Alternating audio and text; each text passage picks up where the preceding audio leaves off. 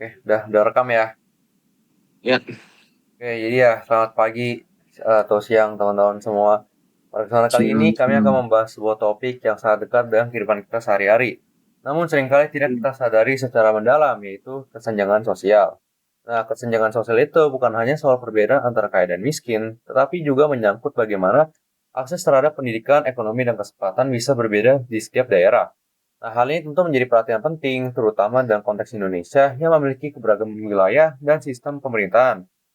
Oleh karena itu, dalam presentasi ini, kami akan mengaitkan kesenjangan sosial dengan tiga konsep utama, yaitu sentralisasi, redistribusi, dan otonomi daerah. Nah, untuk memahami bagaimana kebijakan dan sistem pemerintahan dapat mempengaruhi terjadinya kesenjangan tersebut, semoga melalui pembahasan ini, kita bisa lebih memahami kondisi sosial di sekitar kita dan melihat peran apa yang bisa kita ambil sebagai generasi muda. Next, tolong, please. Nah, sebelum kita membahas lebih jauh tentang bagaimana kesenjangan sosial itu bisa terjadi, kita perlu memahami terlebih dahulu konsep-konsep dasar yang menjadi fondasi dari topik ini. Nah, ada tiga istilah penting yang perlu kita pahami, yaitu sentralisasi, desentralisasi, atau otonomi daerah, dan redistribusi. Nah, ketiga konsep ini sangat berkaitan dengan cara negara mengatur kekuasaan, pembagian wewenang, serta pemerataan sumber daya di masyarakat. Yang pertama adalah sentralisasi.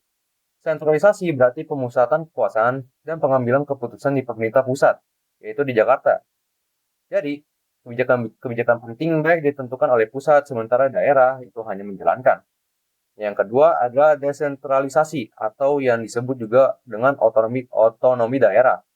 Nah, kalau sentralisasi itu dipusatkan, maka desentralisasi itu adalah penyerahan sebagian wewenang dari pemerintah pusat kepada pemerintah daerah.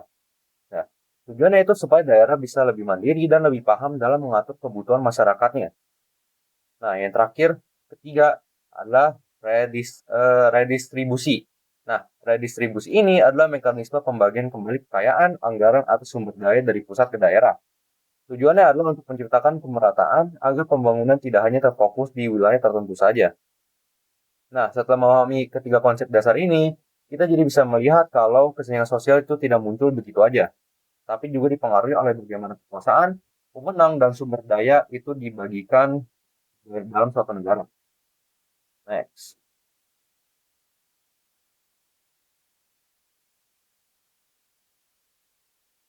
Ibu.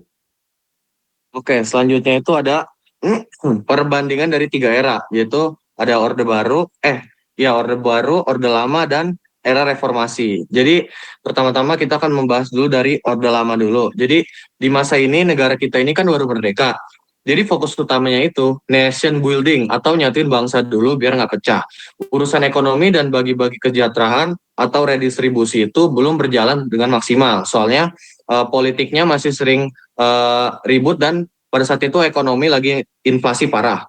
Lalu yang kedua itu di sini ada zaman Orde Baru. Nah, di sini nih yang mulai beda. Jadi di sini itu ada fokusnya gila-gilaan di pembangunan fisik kayak jalan, bangunan dan sebagainya. Tapi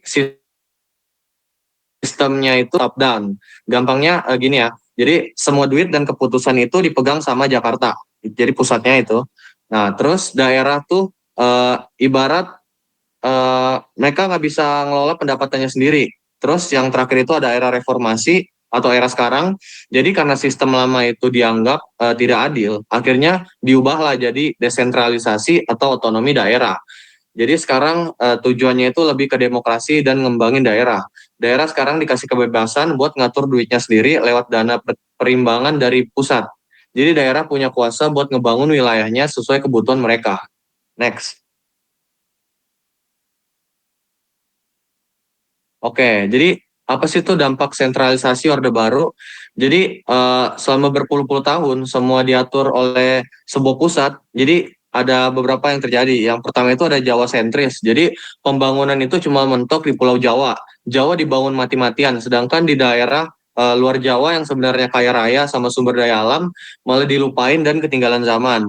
Lalu yang kedua itu daerah cuma diperas. Jadi ini yang sedih. Jadi hasil dari tambang, minyak dan hutan dari daerah itu ditarik semua ke pusat. Daerah asalnya ibaratnya cuma dapat ampasnya doang. Terus yang ketiga itu ada ketimpangan parah. Jadi akhirnya itu muncul jurang pemisah antara kawasan barat Indonesia jadi maju pesat, sementara kawasan timur Indonesia jadi tertinggal, ibarat langit sama bumi. Next.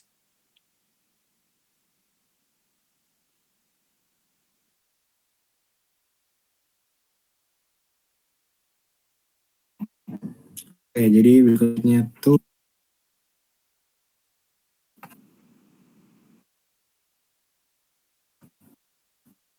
oke. Yuk. Jadi itu berikutnya ada dampak nyata dan konflik daerah. Oke. Nah, iya.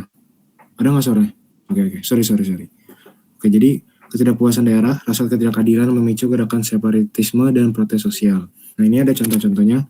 Yang pertama itu ada GAM di Aceh, masalah pembagian hasil gas alam. Nah, ini tuh penyebab utama itu adalah dari Aceh memilih cadangan gas alam yang sangat besar atau karbon, namun masyarakat lokal merasa hasil kekayaan alam tersebut lebih banyak mengalir ke pusat atau ke Jakarta. Sendiri, BPM di Papua masa ketertinggalan pembangunan meski kaya tambang. Jadi itu seperti yang kita tahu di Papua sendiri itu tanah yang kaya seperti paling tertinggal dari segi pendidikan dan juga dari hospital dari antara mereka dari Papua itu ya. Nah, terus berikutnya ada keresahan di Riau dan Kalimantan. Nah, next. Lahirnya otonomi daerah. Nah, latar belakangnya itu tuntutan reformasi 1998 untuk menghapus sentralisasi yang korup. Nah, terus ada landasan hukumnya UU nomor 22 tahun 1999, tapi direvisi jadi UU nomor 32 2004 dan UU 23 2014. Tujuan utamanya apa? Mendekatkan pelayanan publik, mencegah disintegrasi bangsa dan penerataan ekonomi. Next.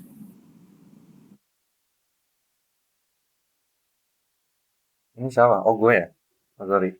Nah, nextnya itu sejauh mana otonomi itu udah berhasil? Kalau ditanya apakah otonomi daerah itu udah berhasil atau belum, jawabannya tuh iya, tapi belum sepenuhnya. Karena di satu sisi, kita bisa lihat pelayanan publik jadi lebih dekat. Ekonomi di luar Jawa mulai tumbuh, dan banyak daerah mulai punya inovasi sendiri. Tapi di sisi lain, kalau kita lihat juga, itu keberhasilan ini belum dirasakan secara sama oleh semua daerah, atau dengan kata lain itu belum rata. Next.